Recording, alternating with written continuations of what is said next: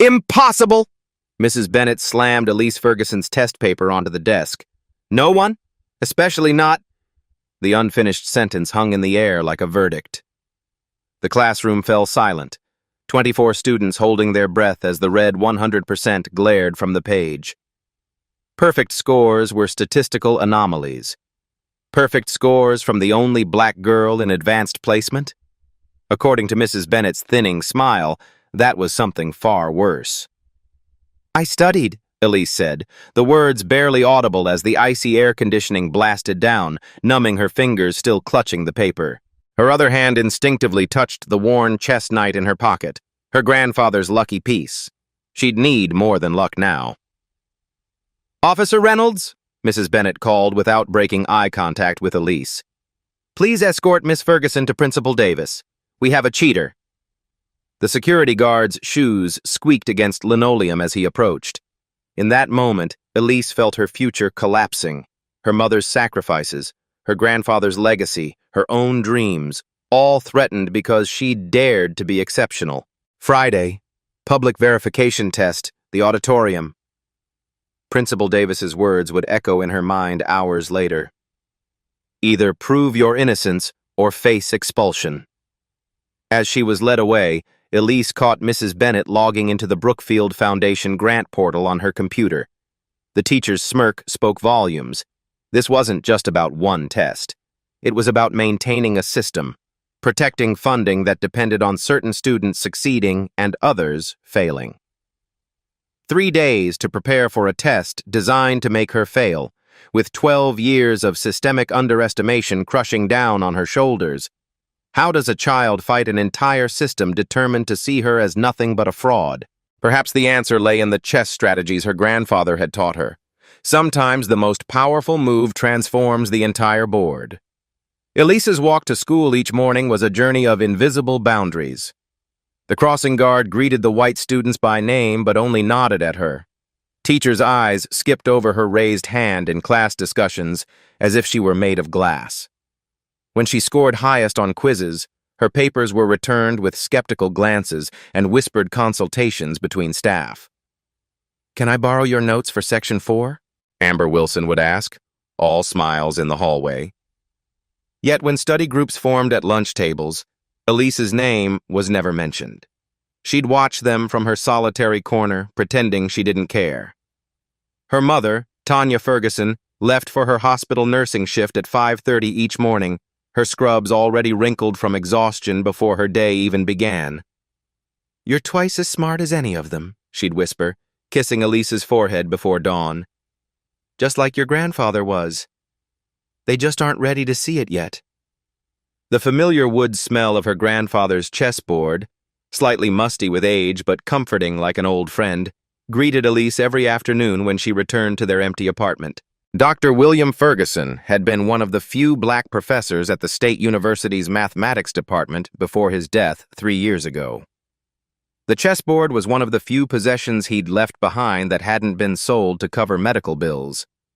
"Chess is life distilled to its purest form," he'd told her, placing the carved knight in her tiny 4-year-old palm. 64 squares of pure meritocracy. The pieces don't care what color your skin is, only how well you think. While her mother worked double shifts to keep their apartment, Elise played chess online, creating an anonymous profile to challenge college students and amateur masters. She'd named herself Queen Undercover, choosing a username that revealed nothing about her age or background.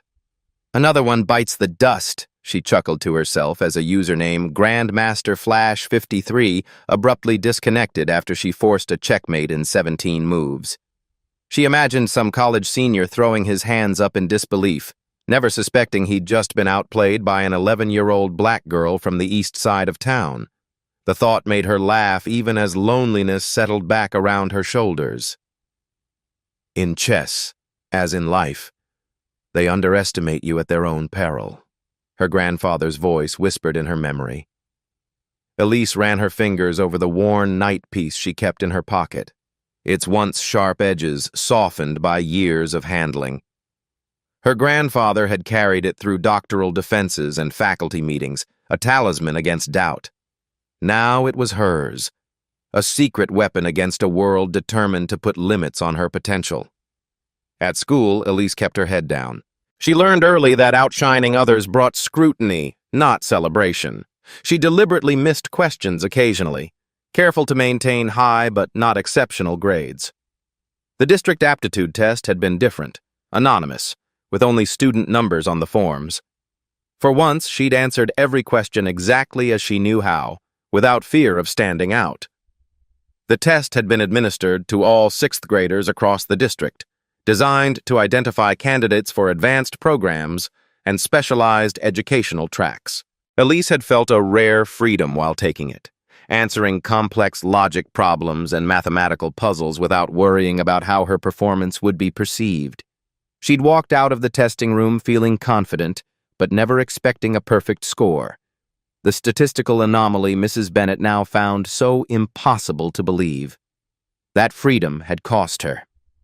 Now she faced Mrs. Bennet's wrath and the principal's suspicion. She knew what they saw when they looked at her.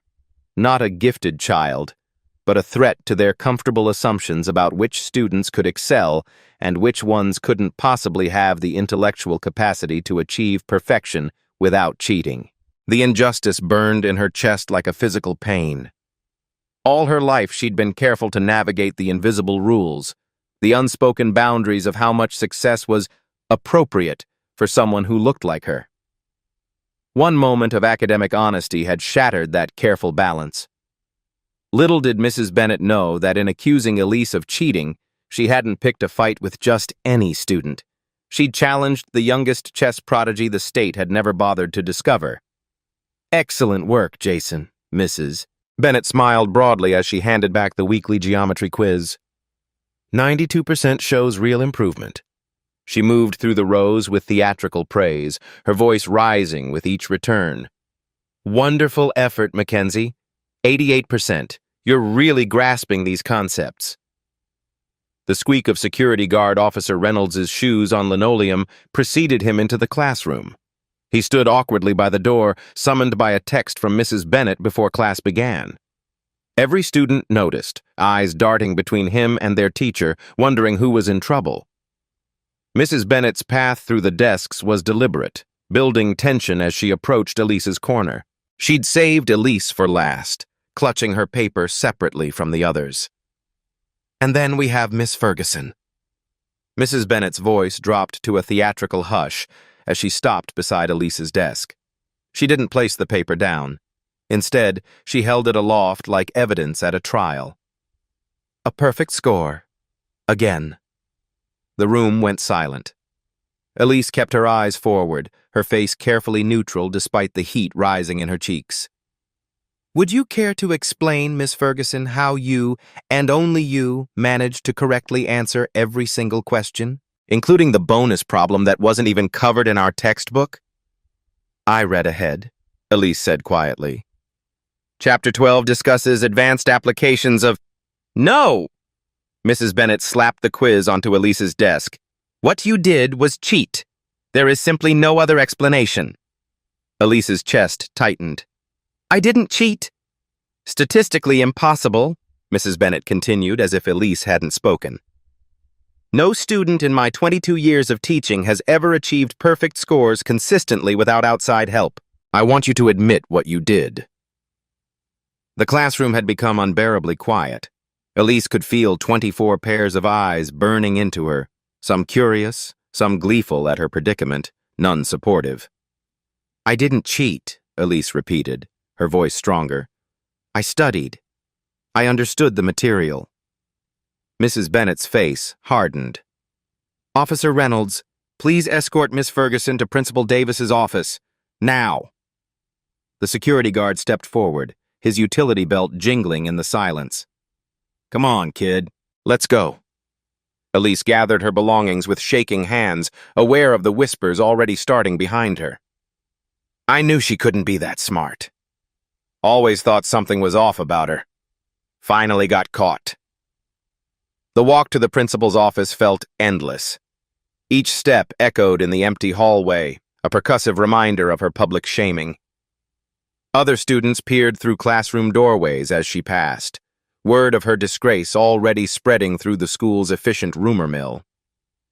By lunch, everyone would know that Elise Ferguson had been caught cheating. Whether it was true or not didn't matter. Principal Davis was waiting, his office door open, Mrs. Bennett's email already displayed on his monitor. He didn't offer Elise a seat. "Your teacher has serious concerns about academic dishonesty," he began without preamble.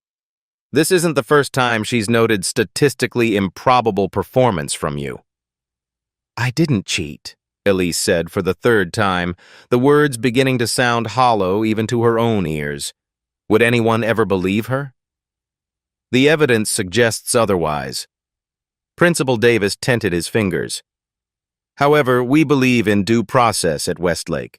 We're willing to give you a chance to prove yourself." The principal's chance was a public verification test, to be administered Friday afternoon in the school auditorium, with teachers and administrators present. Pass, and the cheating accusations would be withdrawn. Fail, and she faced expulsion.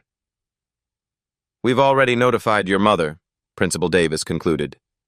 "You're suspended until the test. Officer Reynolds will escort you off campus."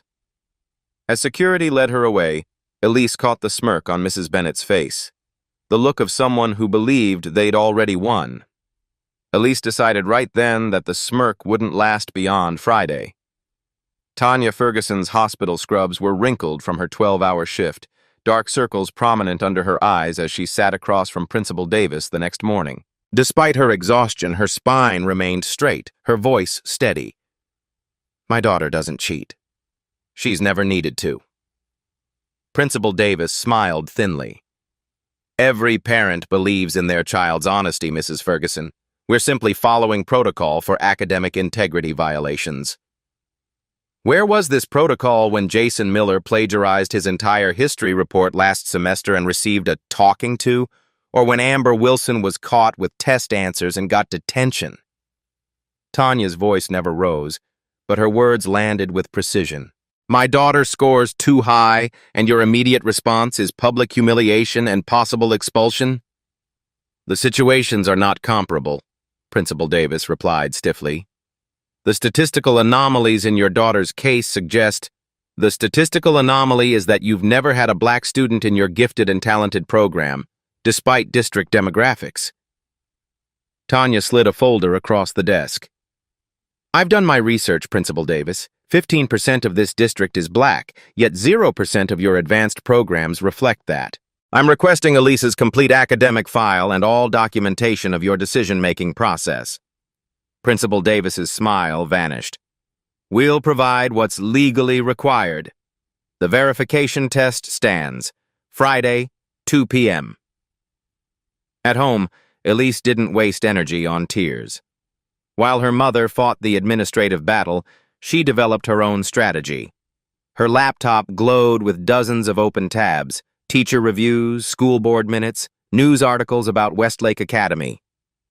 "Look at this," she said when her mother returned, pointing to a 5-year-old news clipping. "Mrs. Bennett accused 2 other students of cheating, both black, both transferred out afterward." Tanya squeezed her daughter's shoulder. "Keep digging." The taste of sweet tart lemonade her mother made cut through Elise's anxiety as they worked into the evening. The bright citrus sharpened her focus as she outlined her battle plan. "They want to test my knowledge," Elise said, "but this isn't about what I know. It's about who they think should be allowed to know it." That night, after her mother finally collapsed into exhausted sleep, Elise logged into her chess forum. She'd never revealed her age or identity to the online community of players, but they respected her strategic mind. She created a new thread: strategies for winning an unfair game. Urgent advice needed. Responses poured in, but one stood out. A user called Night Defender wrote, "Sometimes the best move isn't on the board, but in changing how your opponent perceives the game. What's the real victory condition here?" They exchanged messages deep into the night, with Night Defender offering surprisingly insightful advice about her specific situation, despite her keeping details vague. "Your opponent expects you to play defensively," he wrote. "They've designed a game where proving your innocence seems impossible. So don't play that game. Create a new one where their moves expose their true intentions. How do you know so much about this? Elise finally asked. Let's just say I've fought similar battles, came the reply. And I recognize your playing style from somewhere. Very distinctive approach to the Sicilian defense in our match last month. Reminds me of an old professor who taught me years ago. Elise's heart skipped. Could this person have known her grandfather? She was weighing how much to reveal when her mother knocked on her door. It's 2 a.m., baby. You need sleep. Just 1 more minute, Elise promised, quickly typing. Can you help me prepare for a comprehensive knowledge test? It's in 2 days. Send me the subjects, Night Defender replied. I'll help however I can. The next morning, Elise created flashcards for her verification test, putting snarky comments on the back of each one. Question they think will stump me, number 27, she wrote on a calculus problem far beyond middle school level. Mrs. Bennet's shocked face when I solved this. Priceless. The humor helped mask her fear. What if they created questions no one could answer? What if they designed the test specifically to make her fail? By Wednesday afternoon, Night Defender had sent practice questions covering everything from advanced mathematics to obscure literary analysis. They'll try to trip you up with college-level material, he warned. Be prepared for anything. Why are you helping me so much? Elise asked. There was a long pause before his response. Because 20 years ago, I was you, and no one was there to help me. On Thursday, a package arrived at their apartment, express delivered from the university bookstore across town. Inside was a leather-bound book, Strategic Thinking in Chess and Life by Dr. William Ferguson. The note inside read, Your grandfather wrote this. I was his student. The world wasn't ready for his brilliance either. Page 217 might be particularly useful for tomorrow. Dr. Elijah Carter, Night Defender. Elise's hands trembled as she opened to the marked page. There, in her grandfather's words, was a discussion of how prejudice blinds opponents to obvious strengths, creating exploitable weaknesses. And in the chapter's illustration section, chess problems he'd created to teach strategic thinking. As night fell, Elise sat cross-legged on her bed, surrounded by notes and practice problems. Her mother brought her dinner on a tray, worry etched into every line of her face. You shouldn't have to fight this hard just to be believed, Tanya said softly. Grandpa always said that sometimes the hardest battles are the most important ones, Elise replied, carefully memorizing another set of formulas. He would be so proud of you, her mother whispered, gently touching the worn chess knight Elise had placed beside her notes for inspiration. Elise looked up, a quiet determination in her eyes. Tomorrow isn't just about me. It's about every kid who's been told they couldn't possibly be as smart as they actually are. The verification test would cover 5 subjects, each designed to expose a cheater, but what they didn't know was that Elise wasn't preparing to pass their test. She was preparing to change the game entirely. Thursday afternoon, Elise returned to school to collect the verification test guidelines, a formality that required her signature. The administration building was mostly empty as classes were in session. As she approached Principal Davis's office, she heard raised voices from within. Deliberately impossible. Mrs. Bennet's distinctive tone carried through the not-quite-closed door. I've included 3 questions from undergraduate courses. Isn't that excessive? Principal Davis sounded concerned but not opposed. We need plausible deniability if her mother involves the district. That's why most questions are merely advanced, not impossible, Mrs. Bennet explained.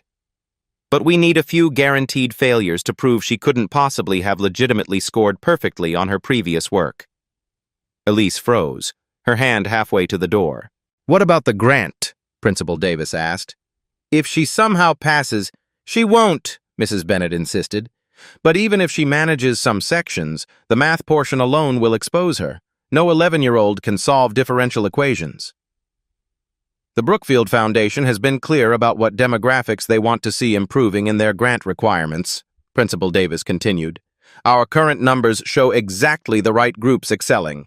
A statistical anomaly like Ferguson threatens that narrative. Which is precisely why we need to resolve this quickly, Mrs. Bennett replied.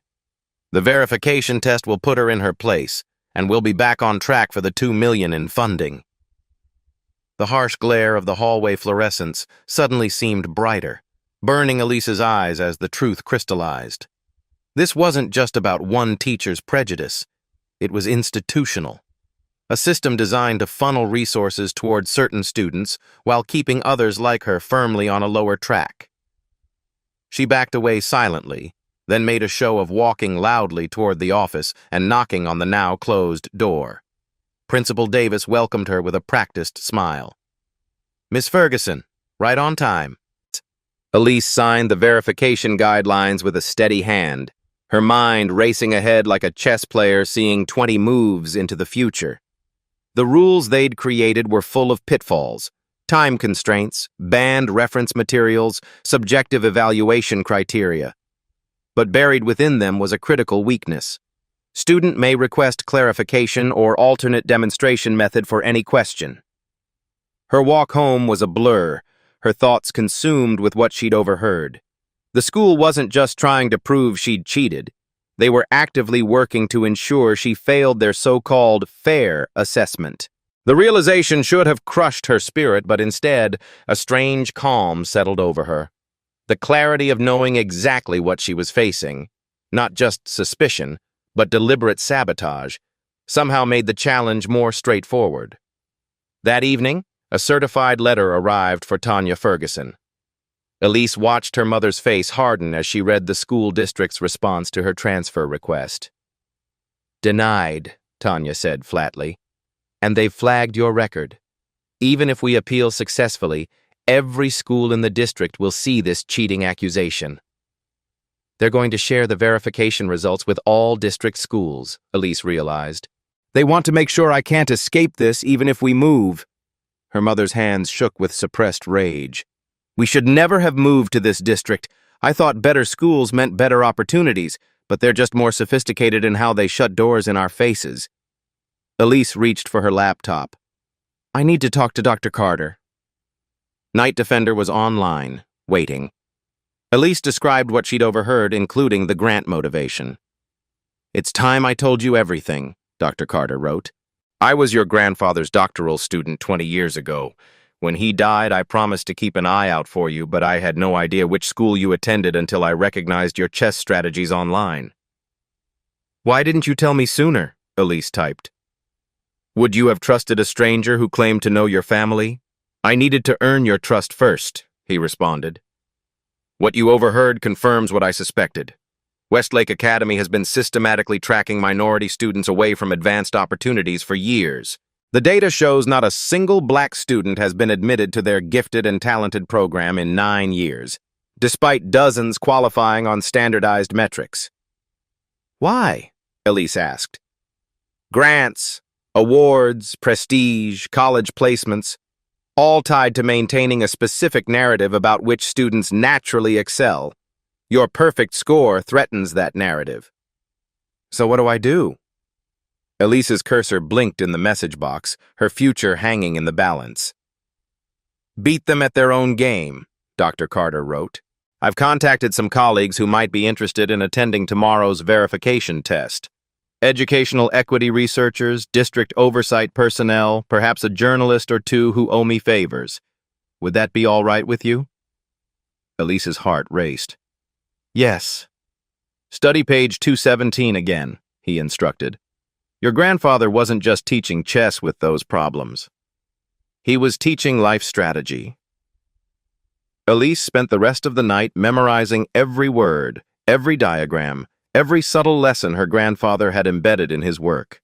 Outside her window, the city lights blurred as exhaustion set in, but she refused to stop until she understood exactly what approach would transform tomorrow from a trial into an opportunity. The harsh glare of her computer screen at 2 a.m. illuminated Elise's determined face, eyes burning but mind racing with possibilities as she committed every word of her grandfather's book to memory. Tomorrow wasn't just about proving she didn't cheat on one test.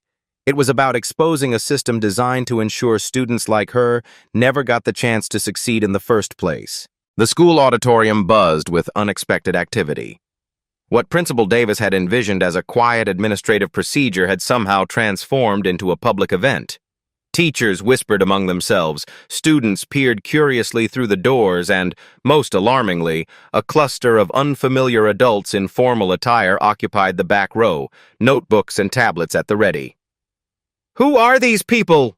Mrs. Bennet hissed to Principal Davis as they arranged the test materials on a long table. "Some kind of district observers," he muttered back. "Legal says we can't exclude them as it's an official academic proceeding." Elise entered alongside her mother, both wearing expressions of calm determination despite the circus atmosphere. Dr. Elijah Carter followed several paces behind, introducing himself simply as an academic colleague of the family when questioned by administration. Principal Davis cleared his throat. "We're here to administer a verification assessment for Elise Ferguson following concerns about academic integrity. This is a standard procedure to ensure—" "Will the test questions be grade appropriate?" interrupted a sharp-voiced woman from the back row. "I'm Dr. Yamamoto, Educational Assessment Specialist from the district office." Principal Davis faltered. "The assessment reflects the advanced material covered in—" "I'd like to review the test parameters before we proceed," Dr. Yamamoto continued, approaching the table with unmistakable authority, "especially given the unusual nature of this verification process." While the administration frantically consulted with the unexpected district representative, Elise caught Dr. Carter's subtle nod. His presence steadied her as she took her seat at the isolated desk in the center of the room. Mrs. Bennet circled like a predator, distributing test materials with a confidence that hadn't diminished despite the complications. "You have 2 hours to complete all 5 sections," she announced, beginning with language arts. The test began with questions clearly beyond standard middle school curriculum. Literary analysis of Dostoevsky, linguistics principles not taught until university. Yet Elise worked steadily through each one, her expression betraying nothing. "You need to move faster," Mrs. Bennet urged 20 minutes in, leaning close to Elise's desk. "Lots more to cover." "The guidelines specify 2 hours total," Elise replied calmly, loud enough for others to hear. "I'm entitled to use my time as needed for each section, unless you're changing the rules now?" Her eyes flicked meaningfully toward the observers in the back. Mrs. Bennet retreated, visibly unsettled by Elise's composure and the scrutiny of the unexpected audience. The science section followed, then history, each filled with graduate-level questions hidden among more reasonable ones. Elise recognized the trap. The impossible questions were positioned to frustrate and demoralize her before the crucial mathematics section. Beads of sweat trickled down Mrs. Bennet's temple as she watched Elise work confidently through problems designed to be impossible. The teacher's certainty wavered with each completed page, her composure cracking as Elise showed no signs of the expected struggle. In the back of the room, Dr. Carter worked quietly on his tablet, occasionally showing documents to Elise's mother and the district representatives. Their expressions grew increasingly serious as they reviewed whatever he presented. Elise deliberately used Mrs. Bennet's favorite red pen to solve the problems, having borrowed it from her desk on the way in. The small act of defiance went unnoticed by everyone except Mrs. Bennet herself, whose eyes narrowed at the sight of her distinctive pen gliding across Elise's paper. As the test progressed, whispers rippled through the growing audience. Word had spread throughout the school, drawing curious teachers and administrators on their planning periods. Each newcomer was quietly briefed by colleagues, their expressions shifting from curiosity to concern as they observed the clearly advanced material being presented to an 11-year-old. One particularly challenging physics question, involving concepts Elise recognized from her grandfather's university-level textbooks, almost made her smile. Dr. Carter had prepared her for exactly this type of question the night before, anticipating the specific areas where Mrs. Bennet might try to trip her up. 45 minutes remaining, Principal Davis announced, his voice betraying a hint of nervousness as Elise continued to work methodically through material that would challenge college freshmen. Tanya Ferguson sat rigidly in the front row, her eyes never leaving her daughter. The night before, she had wanted to call off the whole verification, to find another school, another district, somewhere Elise wouldn't have to prove herself so brutally. But Elise had been adamant. Running away just means they'll do this to someone else, someone who might not have what I have. Final section, Mrs. Bennet announced after 90 minutes, her voice strained as she placed the mathematics portion on Elise's desk. Advanced mathematical concepts. This section began with calculus and ended with theoretical mathematics that would challenge undergraduate majors. Elise worked through each problem methodically, showing every step of her process in meticulous detail. With 5 minutes remaining and the final question before her, a college-level chess problem no middle schooler should be able to solve, Elise reached into her pocket and felt her grandfather's worn knight chess piece, knowing exactly what move would checkmate not just the problem, but Mrs. Bennet's entire game. "Time," Mrs. Bennet announced, satisfaction creeping back into her voice as she surveyed the packed auditorium. "Before we grade Miss Ferguson's work, I've prepared a special challenge, a final verification that cannot be prepared for in advance." Principal Davis nodded, gesturing toward the digital projector. The screen illuminated with a complex chess position, pieces scattered in what appeared to be random disarray to the untrained eye. "This is an advanced chess problem from collegiate competition," Mrs. Bennet explained to the audience. "No cheater who simply memorized answers could possibly solve it without extensive chess training and natural aptitude for complex strategic thinking." Elise studied the projected board, a smile spreading slowly across her face. The familiar position was no random challenge. It was one of her grandfather's own compositions, published in his book and famous among serious chess scholars for its elegant solution.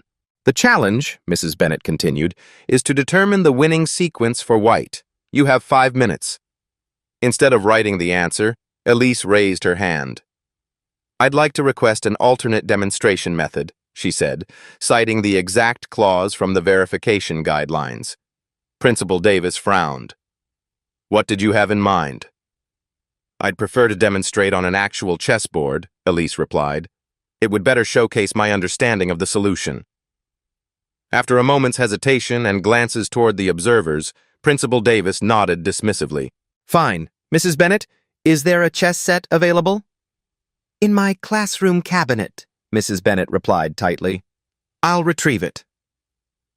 While they waited, Elise stood calmly beside her desk, the knight chess piece visible in her hand now. The whispers in the auditorium grew as tension built. Principal Davis checked his watch repeatedly, clearly hoping the delay might rattle Elise.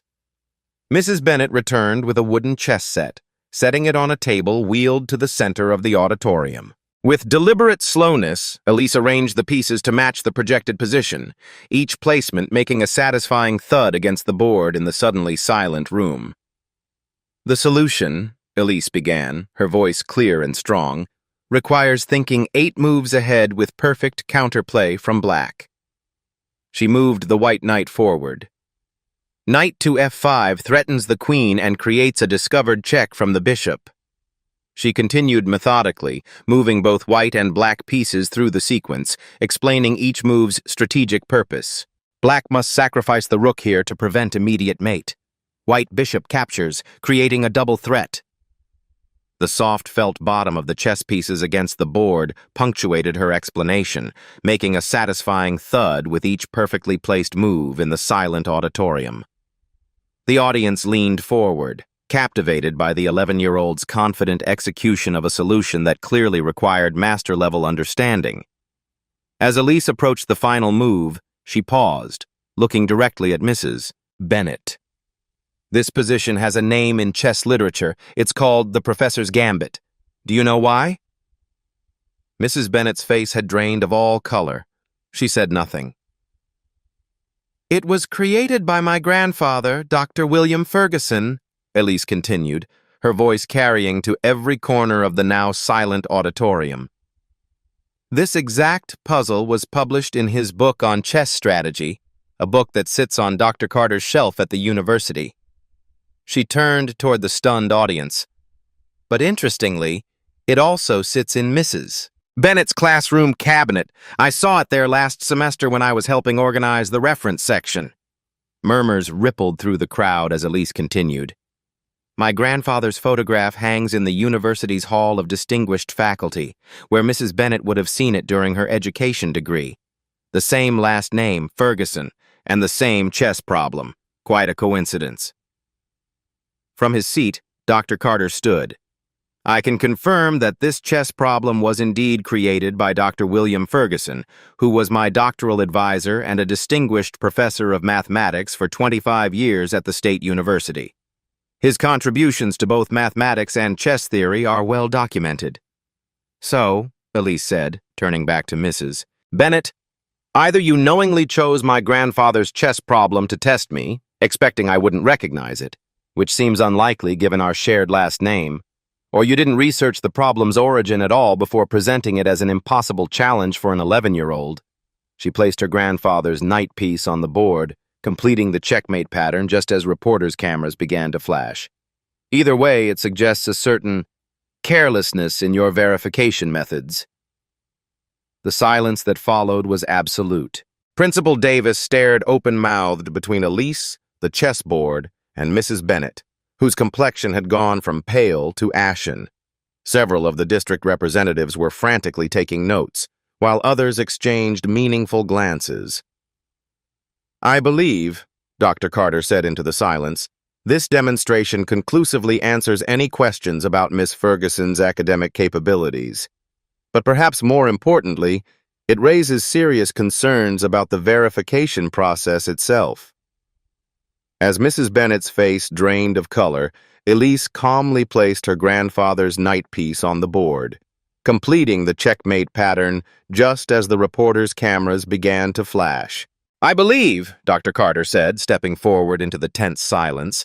Introductions are in order. I'm Dr. Elijah Carter, Professor of Educational Policy at the State University. I was both Dr. William Ferguson's doctoral student and Elise's anonymous chess mentor online. The distinct smell of Principal Davis's expensive cologne grew stronger as he approached, his usual intimidating presence now diminished as he bent down to Elise's level. Miss Ferguson, there seems to have been a misunderstanding. No misunderstanding, interrupted one of the observers, rising from her seat. I'm Regina Waters, District Educational Equity Officer. We've been monitoring statistical anomalies in advanced program placements across the district for some time. Dr. Carter nodded. When Elise reached out online for help with an unfair academic challenge, I recognized her chess strategy as remarkably similar to her grandfather's techniques. Once I confirmed her identity, I contacted colleagues who have been investigating disparities in educational opportunities. He gestured to his tablet, now connected to the projector. The screen filled with a data visualization showing 9 years of advanced placement statistics for Westlake Academy, broken down by demographics. Over the past 9 years, Dr. Carter explained, 47 minority students at Westlake scored within qualifying range for gifted and talented programs based on standardized district assessments. 0 were admitted to the program. Mrs. Bennett stepped forward. Those decisions were based on multiple factors, not just test scores, teacher recommendations, classroom performance. Subjective criteria, Dr. Carter interrupted. That research consistently shows are influenced by implicit bias. The data reveals that white students with identical or lower scores were admitted at a rate of 94%. This isn't just about one student, added Ms. Waters. It's a pattern that extends across specific schools in our district, correlating directly with which schools receive prestigious grants like the Brookfield Foundation funding, grants that reward specific demographic success stories, while incentivizing the suppression of others. Principal Davis's face had gone ashen. We follow district guidelines for all placements, while creating impossible barriers for students who don't fit your preferred narrative, Elise's mother interjected, standing beside her daughter. My child has been systematically denied opportunities despite demonstrating exceptional abilities. Today's verification test was designed to be impossible, as we all heard Mrs. Bennet admit. A slender woman in the back raised her hand. Clarissa Johnson, education reporter, Metro News.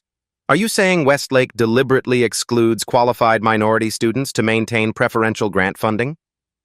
Before Principal Davis could respond, Dr. Carter displayed another slide. An email excerpt between administration officials discussing the statistical requirements for maintaining the Brookfield grant status. The District Oversight Committee will be conducting a full investigation, Ms. Waters announced. Starting with a review of all advanced placement decisions over the past decade and a comprehensive audit of how the verification test administered today deviated from grade-appropriate content. Mrs. Bennet attempted one final defense. The verification was designed to thoroughly test knowledge across. It included differential equations, Dr. Carter cut in. I teach those to junior-level mathematics majors at the university. There is no defensible reason to include university-level content in a middle school assessment unless the intention was to ensure failure. The crowd's murmurs grew louder. Several teachers looked distinctly uncomfortable, exchanging glances that suggested this wasn't the first time they'd witnessed such tactics. A few nodded subtly in agreement with Dr. Carter's assessment. Elise stood quietly beside the chessboard, her grandfather's night piece still in her hand. Despite the vindication unfolding around her, she felt no triumph, only a profound sadness for all the students who hadn't had a Dr. Carter in their corner, who hadn't had a mother willing to fight the system, who had internalized the message that their academic struggles were due to personal deficiencies rather than systematic barriers. Principal Davis, seeing the inevitable, turned to Elise and her mother. On behalf of Westlake Academy, I offer my sincere apologies for this unfortunate situation. We will, of course, immediately place Elise in our gifted and talented program and ensure all her academic achievements are properly recognized going forward. The offer hung in the air, a hasty bandage over a systemic wound. Elise looked at her mother, then at Dr. Carter, drawing strength from their presence. "That's not enough," she said, her voice steady despite her racing heart. "This isn't just about me. What about the other students who've been pushed out or held back? What about the next black student who scores too high on a test, Ms.?" Waters nodded approvingly. "The young lady makes an excellent point. Individual accommodations don't address institutional failures." Tanya Ferguson stepped forward, placing a protective hand on her daughter's shoulder. "We don't want special treatment for Elise. We want systemic change that ensures every student has a fair opportunity, regardless of race or background." "What exactly are you proposing?" Principal Davis asked, his tone defensive but cautious. But Elise, standing tall beside her exhausted mother who had fought this system her entire life, had a different proposal in mind, one that would change not just her future, but the future of every underestimated student in the district. 3 months later, the wooden podium in Westlake Academy's auditorium bore a new plaque. Educational Equity Initiative, established 2025. Elise stood behind it, addressing an audience far different from the one that had witnessed her chess triumph. "The blind evaluation system is simple," she explained, gesturing to the presentation slides Dr. Carter had helped her prepare. "All student work is submitted without names or identifying information. Only after assessment are identities revealed for recording purposes." The warmth of sunlight streamed through the classroom windows as Elise's chess club met after her presentation, illuminating the diverse faces of children discovering their potential. What had begun as a single student stand against injustice had catalyzed district-wide reform. Mrs. Bennet had been reassigned to administrative curriculum development, a position carefully structured to utilize her knowledge while keeping her away from direct student evaluation. Principal Davis, after several tense board meetings, remained in his position, but underwent mandatory bias training twice weekly with Dr. Carter supervising his progress. "The most important change," Elise told a visiting district official as they observed the chess club, "isn't just the blind evaluation. It's that students now have multiple pathways to demonstrate aptitude. Traditional testing is just one option. The investigation triggered by Elise's verification test had revealed patterns of discrimination extending far beyond Westlake Academy. 3 other schools in the district had shown similar disparities in advanced program placements, leading to a comprehensive overhaul of the entire gifted education identification process. The chess club had become Elise's pride, open to all students regardless of experience or background. Dr. Carter volunteered as faculty advisor, bringing university resources and occasional guest lecturers who expanded the children's horizons beyond what Westlake had traditionally offered. "Your move?" Elise encouraged a hesitant 6-year-old girl facing her first chess challenge. "Remember what we practiced." The young girl, Deja Williams from the east side of town, just like Elise, carefully moved her pawn forward, her face a mixture of concentration and worry. "Perfect," Elise praised. "You're thinking ahead, seeing the consequences of each move. That's what makes a great chess player and a great student." Deja beamed, her confidence visibly growing with the encouragement. Across the room, a dozen other students of various backgrounds worked through chess problems together, collaborating rather than competing, learning that their different perspectives strengthened their collective understanding. In the administrative office across campus, Tanya Ferguson reviewed course materials for her newly established nursing education program. The district settlement had included a full scholarship for her to complete her long-deferred master's degree, with a flexible schedule that allowed her to be home when Elise returned from school. The Ferguson Educational Justice Scholarship, named in honor of Dr. William Ferguson, would provide similar opportunities for parents of other students identified through the new evaluation system, recognizing that educational equity extended to families, not just individual students. The Metropolitan News had published a 6-part investigative series on educational tracking disparities, prompted by Elise's case but expanding to schools across the state. 3 other districts had already implemented similar blind evaluation programs, with early results showing dramatic diversification of advanced programs without any reduction in academic standards. Mrs. Bennett's replacement, a young teacher named Ms. Rodriguez, frequently consulted with Elise about making advanced mathematics more accessible to students from all backgrounds. "You've taught us as much as we've taught you," she admitted during one such conversation. "Sometimes more." The Brookfield Foundation, facing public scrutiny over its grant criteria, had revised its requirements to reward schools for equitable access rather than demographic-specific outcomes. Their representatives had even invited Elise to speak at their annual education conference, acknowledging that true excellence came from nurturing all talented students, not just those who fit predetermined molds. "They may underestimate you at first," Elise told her chess students, echoing her grandfather's words as she passed his knight piece around the circle, letting each child hold it for a moment. "But your mind is your most powerful piece on the board." The piece eventually returned to her palm, worn smoother now from dozens of new hands, its history enriched rather than diminished by being shared. In her pocket, Elise carried a new chess piece, a queen that Dr. Carter had given her on the day Westlake Academy's first truly diverse, gifted, and talented cohort began classes. "Your grandfather would be proud," he'd told her, "not just of what you've accomplished, but of how many doors you've opened for others." Watching her students discover their own potential, Elise understood that the true victory wasn't proving Mrs. Bennett wrong or even securing her own academic future. The real triumph was in changing a system that had been designed to exclude, transforming it into one that could recognize brilliance wherever it appeared. In chess, as in life, the most powerful move was often the one that transformed the entire board. Elise Ferguson had done just that, turning an accusation of cheating into a catalyst for change that would benefit generations of students to come. True intelligence isn't just about solving problems, it's about changing systems designed to hold you back. One child's courage to demand recognition can transform institutions and create pathways for generations of underestimated minds to follow. Has someone ever underestimated your abilities? Share your story of proving them wrong in the comments below. Want more inspiring stories of triumph against the odds? Subscribe to Beat Stories for weekly tales that will move your heart and ignite your spirit. Click that subscribe button now to never miss a story that could change how you see the world.